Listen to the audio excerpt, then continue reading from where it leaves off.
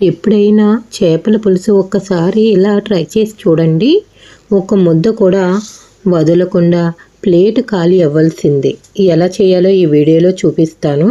Curry అయితే 10 మినిట్స్లో అయిపోతుంది. ముందుగా చేపలు నీట్గా కడుక్కొని ఒక బౌల్లో తీసుకొని పక్కన పెట్టుకోవాలి. మీడియం సైజు మామిడికాయ తీసుకొని చిన్న చిన్న ముక్కలుగా కట్ చేసి పక్కన పెట్టుకోవాలి. 2 చిన్న ఉల్లిపాయలు తీసుకొని ముక్కలుగా కట్ చేసుకోవాలి. 4 పచ్చిమిర్చి తీసుకోవాలి. ఇవన్నీ ఒక మూకుల్లో వేసుకోవాలి. 1/2 టీ స్పూన్ పసుపు యాడ్ చేసుకోవాలి. 2 టేబుల్ స్పూన్ కారం యాడ్ చేసుకోవాలి. టేస్ట్కి సరిపడా సాల్ట్ యాడ్ చేసుకోవాలి. తర్వాత ఆయిల్ యాడ్ చేసుకోవాలి. మనం కర్రీ వండేటప్పుడు ఎంత ఆయిల్ వేసుకుంటున్నామో అంత వేసుకుంటే సరిపోతుంది. 1 స్పూన్ అల్లం వెల్లుల్లి పేస్ట్ యాడ్ చేసుకోవాలి. 1 స్పూన్ ధనియాల పొడి యాడ్ చేసుకోవాలి. అన్నీ వేసిన తర్వాత ఒకసారి కలుపుకోవాలి. ఉప్పు కారం అన్నిటికి పట్టేలాగా కలుపుకుంటే సరిపోతుంది.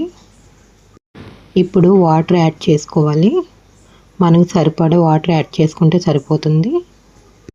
స్టవ్ మీద మీడియం ఫ్లేమ్ పెట్టి మూత పెట్టుకోవాలి.